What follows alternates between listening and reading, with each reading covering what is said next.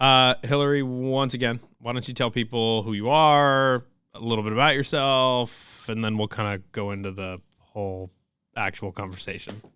Sweet. Yeah, my name is Hilary McCloy, and I live in Jackson, New Hampshire. I currently am a physical therapist. That's my day job. And then that sort of blends into what I do and, for fun. So backcountry skiing, ultra running. So it's been fun to kind of mix the two. But my background is I grew up in Southern Vermont and I got really into ski racing. And that took me to the US ski team, which was awesome. I did that for 5 years and then went to UVM, raced. I'm definitely better at slalom and giant slalom being an Easterner. We're not really known for our speed, but I definitely dabbled a little bit in downhill, but not a ton. And then after college, I ended up heading out to Oakland, California, of all places. My sister lived there. And so I had a great time living the Cali lifestyle for a while. And that's where I went to physical therapy school. So I got my doctorate there. And then I moved back with my partner now, Andrew Drummond, almost 8 years ago. And that I know that because today is our dog's 8th birthday. Whoa. And we first met him when he was 4 weeks old. So Squall's birthday. Squall is the most popular dog in all of New England. Yeah, he is. Literally. So we just went for a walk. We're gonna go for another party walk later. But Can we talk a little bit about current situation in Mount Washington? I know it's probably the right time to talk about it because this weekend was nuts. Obviously that video that I think it was Mount Washington Avalanche Center posted of this guy just tomahawking down the hill completely uncontrolled, and also reports of it just being sketchy as shit and not very good at all. In the lights right now. I think it seems like the last few years we get ahead of our spring skiing. And it's the last 2 years spring has sort of hit here, I'd say a month early. So down here in the valley, it's really warm. There's no snow anymore. So everyone's it's tux time, spring skiing. But this happened last year too, a little bit, where it's still wintering up there. The last couple of days, you haven't even been able to see the mountain because there's just a cloud on it. And I don't know if it's snowing right now, but it's windy and really cold. So we're getting into that situation where, people are thinking, let's go spring skiing. And then they're getting up there and it's solid. We've had some little bit, it's been warm and then it froze and it up there. I feel like I've never felt this type of snow anywhere else, but I don't know if you've been up on that or the Sherby where it's not ice, but it's not snow. It's this scary, glass texture, I feel like. And you can cramp on into it pretty well, but then often you go to put an edge on it and it just doesn't work that well. Yeah. And so, I was working Saturday and Sunday. So I hadn't had a plan to go up there just because we also saw the weather and we always look at the temps for elevation and you could tell it was cold in the bowl. But a friend of mine was at the top of chute when that happened and watched him go off. And so he said there was a group of 3. One guy went down and made it. That guy, I think he said almost on his first or second turn, lost a ski. I think he chattered out and then went down off that buttress that's in between chute and the skiers left of head wall. And that's, this year, because there hasn't been a lot of snow up there, that's kind of our route up. And I've had visions of getting sloughed off that thing before. Yeah. But long sliding fall would be terrifying. And then I guess the third person in that group was on a snowboard and he had rightfully so panic attack. And so my friend helped him, I guess, go get collected, put his crampons back on, and I think he booted down left or something because he was just something along those lines. But either way, and then we were just hearing lots of stories about the long sliding falls, and it's so interesting because you can go online, you can read the avalanche report, and they're saying, they're all saying, it's dangerous up there, long sliding falls. Right. But it's this weird phenomenon where people just keep going. And I always wonder, like, if it's scary hiking up, why do people keep going up, you know? And I don't know. I mean, I feel like this is talked about a lot, but it's accessible. People pick their day. They're like, we have to go. We have to ski Tux. And, you know, I think it was interesting. And I think it was good that the Mount Washington Valley Avalanche Instagram posted that. It like was made me like, I think it made a lot of people like a little ill. But, you know, I don't know. It just like, we're out there all the time and you see that happen, and it's scary. But I, you know, it was like a very, you know, they're basically saying like, see, we told you it's sketchy. Yeah, it's insane to me. Like, people just think that like, oh, all that gear and all the safety precautions that people talk about, they're just being like over careful. Like, you don't need that. Like, but you do. And this is like prime example of it. Like, I've watched Wilkie skiing up there multiple times, and he's not even skiing. He's just like fucking hiking, basically. He's like got crampons on. He's got ice axe. Like, it has no intention of skiing the line, basically. He's just like looking around, looking for something skiable. And it's hilarious. So, I think this year too, just since we've had such a low snow year, I've heard more like, I ended up down climbing it instead, the stories this year than like any other year. Which is smart. Which is smart. I mean, especially in those situations, especially if people aren't comfortable with it. So. Mm-hmm. But no, it's been interesting. And now it just like, you know, what we always look for is, you know, you need sun to soften everything. And then you need it to be like, you know, in the 50s down here so that it's like warm up there so that it melts. Right. But also you just never know until you go. And that's another, you know, we always go with a goal or plan, but we, you know, you have to know that like, you have to be very comfortable with that changing, because then I think, Christian went up on Sunday and there was like 6 inches of like grapple powder. Yeah, it looked good. You know? And that wasn't in the forecast. So it's like, I don't know. Yeah, it's too hard to figure out. I'm not smart enough to figure it out. I basically like I'm like, if somebody I know and trust is going, I will go. Otherwise I'm like, I'm not going to go by myself and go ski that shit. Like, that seems terrible. Yeah, that's good. Anyway, I almost talked myself into going alone earlier this year just because I thought it was going to be good, and I had no ski buddy. It was like a random midday week, and then I didn't go because I'm like, but I almost fell into that trap of like, but like it's going to be good, yeah. And I'm like, no, your rule is you don't go alone. Right, for sure, especially there. Sherbrooke, is it skiable? Skiable down? Did not look like it from what I saw. As far as I know, I think over the weekend people were talking about taking their skis up at the very bottom. Okay. We skied it before the last warm rain event, and we got all the way down, and it was mostly an ice issue. Yeah. So I saw that. Pretty good. I bet they're still skiable 2/3 of the way down at least. Yeah. Again, I haven't been up there just because it's been cold, so I'm sure it's just like a sheet of ice right now. Right. A lot of ski talk so far. Obviously, the reason that I wanted to have you on and you want to talk about stuff was running as we start to kind of transition into that season, which, like, honestly, it's funny. Like 2 days ago or 3 days ago, it was beautiful and sunny and warm, and now it's brick. Oh. And I'm like kind of confused. I'm kind of over it, and honestly, like, my body hates it. But I'd still like to talk about some running stuff. So why don't you explain to people what Run Strong is, what the program that you've developed is, and kind of elaborate on that.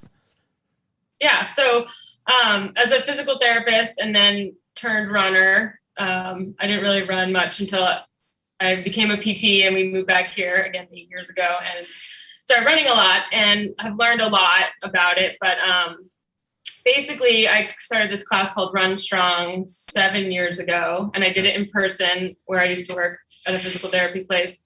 And basically, it was designed to teach people how to do all the strength that you hear about and strengthen your muscles and get everything prepped for run season.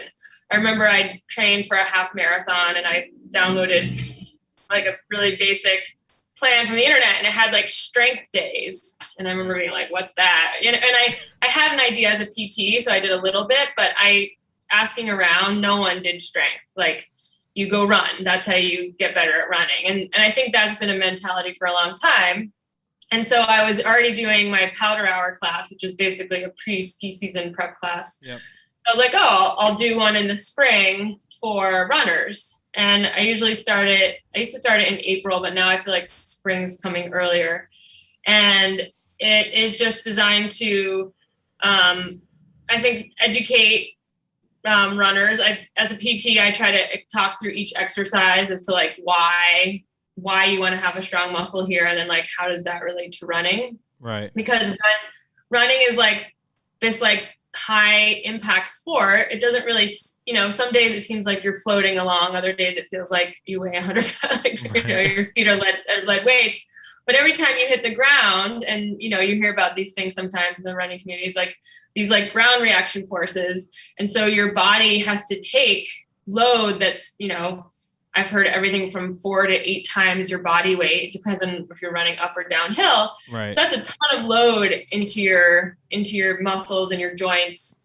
And so it's definitely beneficial to strengthen a lot of, like, I know there's some specific muscles, but muscles that are going to help like resist and take that load. And then you'll actually be able to run more efficiently and stronger. But then, usually when we get injured with running, generally it's usually sort of like an overuse issue. Often tendons, you hear a lot about like tendonitis and tendinopathy, or like joints are just getting stressed from poor alignment or too much load from compression. Yep. And often that all circles back to like a weakness in a way. So, people will say, oh, I'm running a ton, right? I just ran 50 miles last week. I'm super, and so we equate that to being really strong. But when muscles get like tight and fatigued and tired, they often start to function incorrectly, or other muscles compensate. And then something gets weak. And then that's usually what we start to usually feel as pain. Right. So, I think from a PT perspective, understanding the body from like an athlete perspective, as someone who's like almost through their 30s, I'm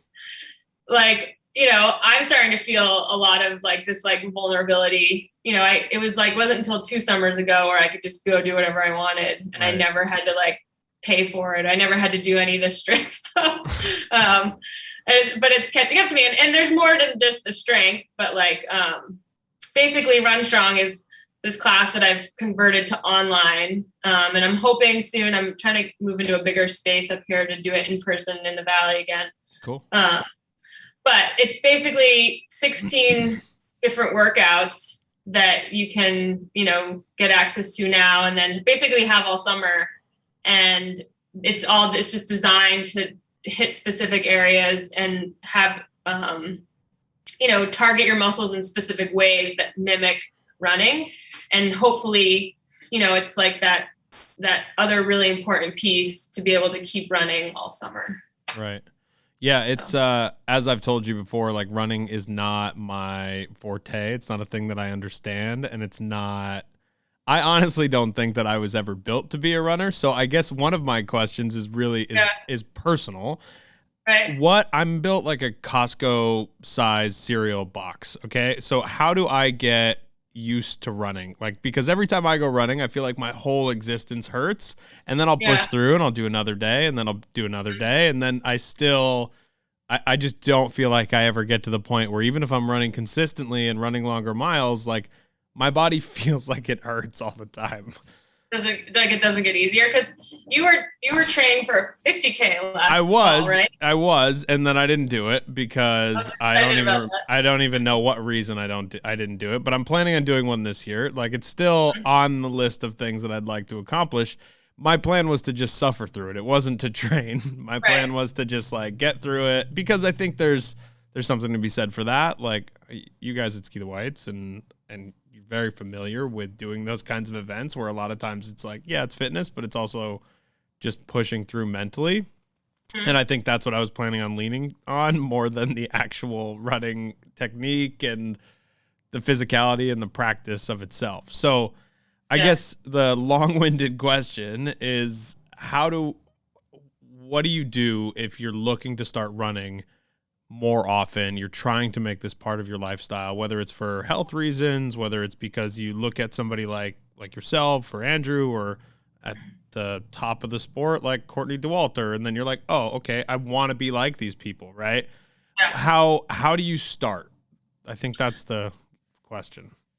I would say, you have to start running, obviously. And I like this time of year, like I don't run a ton in the winter. I run a little bit and then start to ramp it up. So I tried to run a little more frequently, but not super long, so I'll run like 20, 30 minutes, a few days a week and just see how that feels.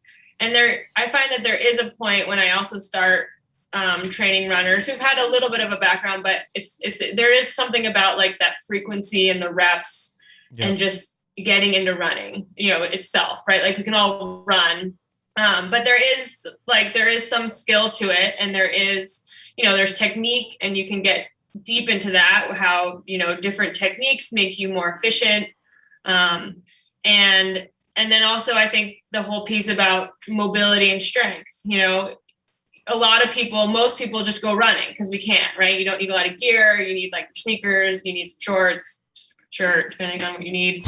And I think that's what, as a recreational runner, it works. But I think because it's so accessible, I think that's when people get into trouble, because people will just start running a lot and their bodies aren't quite ready for it. So, if it was you, I would say, and if you have the time and you want, like I would go see a PT or some sort of like run specialist, just to get like a general assessment, like where are you tight, like ankle mobility, hip mobility, or just a few areas that are really important. And if you don't have great mobility there, you're like just, subtly, fighting something that doesn't need to be fought. But it's like a gradual increase. And then another thing I hear a lot are people say like they want to run faster, but they always just run, but they'll come in and they'll be like, yeah, I run the same pace always. I just run longer. Right. And to run faster, you have to change your intensity. So that's where like different types of like intervals come in. But right. How do you improve on things like ankle flexibility, hip flexibility? Like those are you mentioned those two things, and immediately a bell went off in my head, and I'm like, oh, cool. You have fucking none of those. So how do you build those kind of things? Because I know a lot of people that are in that same boat. Especially if you've been like skiing all winter, right? You're basically in like a cast, so you don't have much. Right. We do not have any ankle. We do not bend our ankles much, even if we're skinning. Different, like some stretching, working the muscle tissue. Like if your actual muscle in your calf is like super tight from maybe just being in a cast all winter skiing, you have to like make sure the muscle is like pliable enough so that it can stretch and it can work. And then also I have a lot of people, if they're stiff, also do like some hopping things, and more sort of exercises or drills that are like more running specific. Okay. Because running is like really quick, so everything has to be quick. So it would be some stretches, look at your muscles. It's not a lot. And the other thing I think, people will talk a lot about this. It seems daunting and overwhelming, but it's all about consistency. Okay. And I try and keep my runners' programs. I usually encourage them to I give them a shorter workout to do after each run, or for like 4 days a week, but they're only like 20 minutes long. Okay. And if you're consistent, it helps. Sometimes if people are running a lot, I'll give them a longer one that maybe has a little more like strength, add some weights into it. But in general, it's all about like consistency. I feel like that's been like a trend in the community, but because we get, running makes us stiff essentially. Right. So you have to kind of stay on top of it. Yeah. Yeah. And I think I can tell you from my perspective, especially when I'm up in the valley, like it's somewhat demoralizing, because you look at people like Andrew, like Ryan Murphy, like, I don't know, Zach McCarthy's not exactly in that area. Like it's a bunch of skinny people that are like really like thin and tall and lanky, and these are the people that are running. So I guess it makes you think a little differently about the sport. And even though, and that's what makes it more daunting, I guess, for somebody like me. And I'm sure for other people that are looking at it from this perspective of like, look at these people who are really good at it. Like they look, like I look at Murphy and he's built like he's 5'11" and he's got to weigh 135 pounds and he's a great athlete, but our body types are the exact opposite. So I guess that's a hurdle that I'm sure people face mentally as well when they're going out for a run and they're trying to get into it. Mm-hmm. Yeah, and I think that's who we see. You know, like you know, we could see the Valley, but you could, you know, anytime you're like, I love watching all of the like famous ultra running races, and like we totally nerd out on watching all those. Yeah, and they're all like super fit. But I think if you look a little beyond that, like there's a great like run club in the Valley here, and you're going to see people running all the time, like all different sizes. I think I think the people that do well, you know, I think part of it is probably that like weight to strength ratio. Right. In the trail running world, it's a little different, but I know like in road running, there is like there's an equation that's basically like weight and power equals speed. So, you know, it is like beneficial for these people to be really light so then they can go faster. Right. But yeah, I think that's just who we see at the top, but you don't have to go very far down, and we see all different shapes and sizes, and some of these people run like all the time. Right. So. For sure. Yeah. And I guess once you get in that groove, it's a little easier too. So before this interview, that shouldn't stop you from running, but I get how it's like, I don't think it's going to stop very many people from running. I think I think people will start to get into it, and hearing that, you know, looking a little further than the elite level is important. I'm not saying that in a way because it's not fair, right? People watch NBA basketball all the time. Nobody I know anymore can dunk a basketball. Like 5 people that I know can dunk a basketball. You know, it's not, people don't make that direct link all the time. I think because running is so accessible and you can literally just do it out of your front door, I do feel like sometimes they look at it a little differently, but yeah, I hope the same. And I don't necessarily. But yeah, I think, and I mean, I haven't spoken with a ton of people about it, but I know it's definitely it's you see yourself and you see these people and you're like, we don't match. So like, how does this work? And so I'm sure that's a big hurdle, like a common hurdle. Yeah, for sure. So before this interview, I Googled, how to go running. And it came up with an Outside article, like almost right out of the gate. I think from this year. And basically they just keep adding on things onto their list of like things that are good for running or misconceptions or things that you should kind of keep in mind. Mm-hmm. One of the things that they mention, and I want to talk to you about a couple of them, is fixing your stride. What does that mean for people that don't understand what that means? I have no clue what fixing your stride means. Yeah, I mean, that's a very broad statement right there. Yeah, but that's what it says. Number 8, it says fix your stride. So how you run, which I guess if you were to break down any sport, right, there's like different phases. So there's like stance phase when your foot's on the ground, swing phase is when your legs swinging through the air, and then there's float phase. That's when you're sort of like floating in through the air. And then like your stride is like, the ability of getting your front leg forward and then assessing like when and how your foot's hitting the ground, and then how you're like pushing off your leg in the back. So most people have like a too narrow stride, they're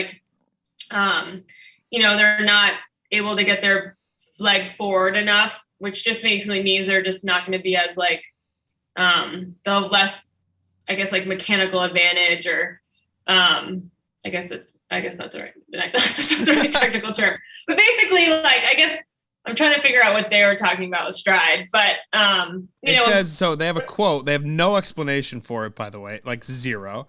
But they were like, he had to change everything about his stride, from the way his feet were hitting the ground to the way he swung his arms, and that's the quote. And they're just generally quoting it. Okay, so with like yeah, we look at arms, we look at where your foot's hitting the ground in relation to your body, how your foot's hitting the ground. And generally, everyone's going to run differently. There's like the perfect stride, but I feel like those are people who are running like fast road running races. You get on the trail and a lot of this goes kind of out the window. But your arms, like your arm swing, can dictate how the rest of your body is moving. So if you have like a really nice, strong elbow drive back, then that same knee is going to drive forward better. So then that means like you're going to be able to get that leg forward more effectively. And then, a few years ago, or I guess it was longer than that now, Born to Run came out as a book, and everyone was like minimalist, barefoot running, and then it's kind of pivoted back. So now it's, everyone used to be really concerned about how your foot hit the ground. Were you a heel striker? Were you a forefoot striker? And now it's more about like where your foot's hitting the ground in relation to your center of mass. Okay. So if your foot's way out in front of you, that's not that efficient because you're essentially hitting the brakes, especially if you were like heel striking, or if you're landing right underneath you, you have like no leverage either. And then most of those people are going to be doing a lot of vertical displacement. So they're wasting all their energy and power up. Okay. So you want to have your leg hit the ground a little bit in front of your center of mass, your femurs going out, and then your lower leg's pretty flat. And you can heel strike there a little bit. And a lot of the certifications I've taken from this woman in France, Chloe Lantier, we talk a lot about making sure your whole foot does get on the ground, because our feet act as like really important absorbers. And if you are always landing on your toes, you lose a lot of that absorption and compression. You increase your compression up the leg. So, if I have a runner come in and they have knee pain, I always look at their running, but it's not always like the first line of defense. Often it's a lot of mobility and strength that they might be missing asymmetrically, or their muscles are just like trashed and we need to get them like healthier and working better. Right. But I will like, because how people run naturally is that like their most efficient way. But if someone is like chronic right knee pain and they've like tried to get it fixed and it comes back and it's persistent, then, often you'll look, and I've had this happen a few times, where they are heel striking pretty aggressively on the leg that hurts, whereas on the other foot, they're landing more midfoot. And a lot of people are asymmetrical. It's pretty interesting. And when someone heel strikes, and they were heel striking way out in front of their body on that side, looking at just mechanics and physics, the front of your leg is going to get more loaded. So it makes sense that they were having knee pain. Got it. You can go the other way. If someone's landing on their toes all the time, they're more likely to have issues in the backs of their legs, all the muscles that go up the back of the leg, just out of like force vectors. Not always, it's not always the case. So I have them, okay, I'm going to have you try not to overstride. And so I do that by giving them like drills. Maybe they're not mobile enough to do it. And then usually it helps. And then the goal is that knee pain doesn't come back, because it was the gait and their how they run, their mechanics that were the issue. Got it. Because it's like one of those things that you can't be like, bend your knee 30 degrees. It's because it's too challenging. You have to give like cues. And then what I've learned that I think has worked really well, that I've taken on from what I've learned from Chloe, is I try and give my patients and runners a lot of drills. So like kicking drills and basically drills that mimic the running motion. And you see it a lot in road running and at the track. I think you just don't see it a lot in trail running. Got it. Because all that like mentality hasn't like shifted over. And then it's like you're just creating movement patterns and helping the body move. And then often you'll see that stuff like creep into their running mechanics and their stride without even really realizing it. And, they're aware, but so it's really cool when you start to break it down. And I fell into the camp of like, I'm like, yeah, I run, but yet if I look back to all my ski racing, I mean, we would do drills for weeks trying to break down how we move, and like we would do these like turning drills in Mammoth forever, Right. Like, what are we doing? But I never like took that mindset and was like, oh, running can be like that too. Right. So it's, I don't know, it's, as a PT and a runner, it's been fun to just, learn the nerd out on those things and then try to, to explain it to people so they can understand it. Yeah, and I think that's part of the reason this is so valuable for people is because you're talking about something that's seemingly so simple, but is actually very complicated, and it's so variable person to person, and you don't even think about it. Again, you go back to just like walking out your front door and going for a run. And I think it's also like, because there's so much information on the internet about it, and you hear so many people say that. Even there was a football coach, I think it was the coach of the Titans last year, that was like, do you see gazelles stretch before they go and sprint off on a run? And so I guess that's something too. Like, is it worth actually stretching and making sure you have that flexibility? I assume the answer is yes, but I mean, what is that? When people say things like that, how does that make you feel? Like, is there validity to that? Yeah, I agree. There's a lot out there. I think a lot of what we read in just magazine, I don't know, a lot of it it's hard to know where all this information is coming from, and it is confusing because you could Google one thing and you could very quickly, easily find two very differing opinions on how to go about things, especially with running. Yeah. But yeah, I mean, I feel like if you can explain it, and if we can understand it, you can explain it to the person, then they start to kind of understand why. And everyone's going to be really different. I was going to say too, like, I don't know what else was in that list of how to run, how to start running, but like, it's so many things. Like if someone comes in and they have pain from running, it's, I guess I would also want to say, like, you have to look at everything happening in that person's life. Right. In a way, it's like fatigue. It's like, are people recovering? There's so many little pieces that often add up to having something break down. How stressed are you in life? Like, stress is stress. And if you're, people are more likely to get injured, or like, are you fueling enough? Like, I think we try and make it really simple, but to do it well and to do it like healthy, you have to look at all these different pieces, which again, can be overwhelming. Like, I try to really work on how people run and all these things with people that I've coached. I coach a few runners, and there have been a few people who are like, I don't want to think about all this stuff. I just want to run. Yeah. And I think that's valid. And I'm like, I don't know if we're a great fit, only because I think that stuff's really important. Right. And, I would feel like I'd be like doing you an injustice if we didn't like focus on all those things. Right. And this is coming from someone who is experienced in this field, so I think people should probably just take your advice and put their own shit aside. But what do I know? Yeah, I mean, some of the other things that were in this article that I thought were interesting were, one, it's not all about the carbs, eat whole foods. Like, a lot of this stuff seems fairly obvious. Layer up when it's cold. Yeah. That was a weird one for me. And also the weirdest one for me was random massages are a bad idea. So as a PT, can you does that make sense to you? I don't even know what this means or why it belongs on this list necessarily. It's on a list on Outside, and it's literally the first thing when you Google, like, how do I start running? This is the first thing that comes up.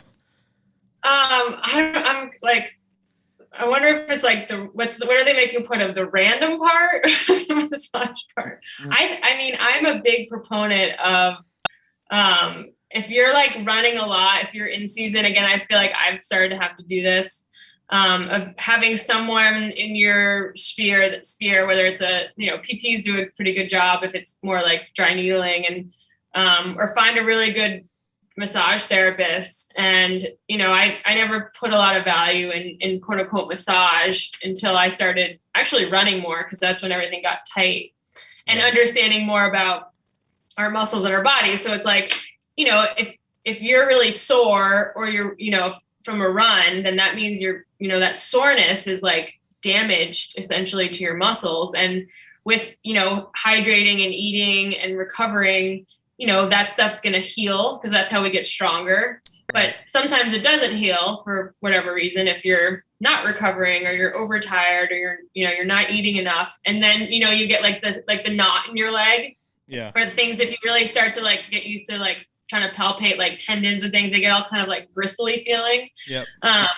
And so that if you start to think about the actual tissue, it's like that tissue is, not as, the integrity is breaking down. So it's not going to function quite as well if you have a huge knot in your quad. Right. And you're going to lose length and it's not as tight. And so I think it is important to get, that stuff worked out. So that's where, you can foam roll, the massage guns are like trendy, Do those work, do you think? I don't know. I mean, I think they might give like a momentary relief. I know a lot of people are like, I do it before I run, but I think getting someone's like hands on you is pretty important and works really well. And like I have someone who I work with in the Valley here who I've gotten to know them, so I can just pop in for like 30 minutes. And she'll just do my legs if I'm like running a lot, training for a race. Yeah. And it's just like I've made it like part of my like health running budget, Yeah. Yeah. It's just part of it. And that's something to kind of note too, is like, you kind of got to invest in yourself. And then another thing I do that I started doing last year is I have a friend who's a PT and I just try and go see her like once a month when I'm running a lot, just to have her like do a once over, like, am I getting tight? Because it's really hard to self-assess. In my mind, I have issues and I think I'm great in some places and not in others. And then usually when someone actually tests me, it's like the opposite. Right. So that's something that I often encourage people to do too, is like have someone that like you can get a relationship with and they can just sort of keep tabs. Or if for some reason, I don't know who came up with this word, but people call them like a niggle. I think it's a running thing. Mm-hmm. I don't know if you've ever heard of a niggle. Like my niggles. And I was always like, what is a niggle? But basically it's like you running and like you start to get random calf pain every once in a while. So people will be like, that's a niggle. That's what it's called. Okay, cool. And then it's like, as humans, like all of us usually try and wait it out, right? Or we Google something and we're like, oh, I'm going to fix this. Oh yeah. It causes it's slight but persistent annoyance, discomfort, or anxiety. Okay, yeah. So I guess that applies. I first heard that word when we started running. People are like, my niggle, and I'm like, all right. Yeah. But yeah, so sometimes we can just kind of ignore them or stretch and they go away. But usually, if you can get on top of those niggles, especially if it's like a muscle or a tendon issue, like as soon as you can, try to like combat it, the easier it's going to go away. If you let those things lie for a while, it's hard. It takes longer and it's often a little more challenging to get them to heal. Right. Well, awesome. That's great. Yeah. Well, cool. I think this is a good jumping off point. Where can people sign up for Run Strong? Where can people contact you? Tell me the whole deal. I have a website. It's just HilaryMcCloy.com. You can sign up for Run Strong there. And once you sign up, you have access all summer. So if you like it, you can keep going. I add 2 workouts a week just for these first 8 weeks, and then they sit there. Okay. You can email me through that as well, my website, or Hilary@HilaryMcCloy.com. My Instagram for work is HMcCloyPT, and then my personal one is just Hilary McCloy. Yeah. And I would say too, like one of the best assets that people have in this is you. Like you have direct access to you. And I think that part's amazing if people are considering signing up for something like this. Definitely. If you have questions, let me know. Either DM me or email me. I'm better responding to emails. Things get lost in social media in my world sometimes. And yeah, I'm in Jackson, but I love to chat on the phone. I can do things virtually depending on where you are. And that's it. Awesome. Well, thank you for doing this, Hilary. As always, I appreciate it. And I guess I'll see you this weekend at King Pine. Yes, I will be there. Cool. Should be a good time. Should be good. I haven't looked at the weather, but I'm scared too, so I'm not going to. And yeah, let's chat when you figure out what race you're gonna do. Oh yeah, I know. Maybe I should just I should do more runs. Maybe I'll go we have a break right now, so maybe I'll go for a run right now. We'll see how I feel. And then the other thing I always I think is important to say, especially on this podcast. Actually, I should have led with this. The biggest mistake that all like skiers make, like we skin all winter, right? We get this like very lovely engine. We're fit. Yeah. And then the snow melts. I've done this. I know better. And I'm like, oh, hell yeah. Like, I feel so strong. I'm going to start running up and down mountains. And then you get very quickly like tendon problems. Right. So because your feet and your lower legs and have been in ski boots all winter, they are not elastic and springy, and they need to be. So that's one of the big reasons why too, I think Run Strong is awesome, or just if there's like local, wherever you live, there's run prep classes, because the focus there is to get your running muscles and everything like ready. And it's especially evident after ski season, because we're fit, but our bodies are not ready to run, really. Yeah, the fitness is so different. I can tell you, like, I was on the bike last week, and I'm like, oh, I thought I was in shape. I was skiing well. I was like, my touring was fine. I went for a bike ride, and I'm like, oh, you're a pile of shit right now. You need to figure it out before we start rolling into the next season. So I think, that's also part of it for sure. It's just a different sport. Yeah, I did my first like hill, like we ran up and down, or hike ran up and down a couple mountains. Like today, I'm pretty sore. Differently sore than from skinning and skiing and boot packing. So sure. Awesome. Thank you again. I will see you this weekend, and tell Squall happy sort of birthday. I will. Thanks, Hilary. Bye.